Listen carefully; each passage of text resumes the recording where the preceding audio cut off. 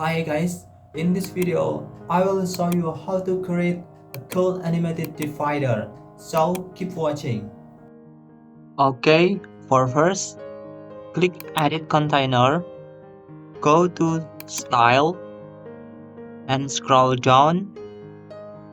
Select Divider, Shape Divider, and select Bottom, and scroll down. You can choose type of divider, like this, like this, like this, like this, and many more.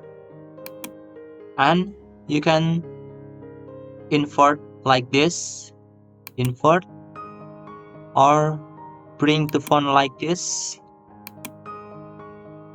just like this, yeah. If you want cool animated divider like this, you can use premium add-ons plugin, link in the description below. Okay, if you enjoyed this video, don't forget to subscribe, like and comment so I can make more videos like this. Thank you.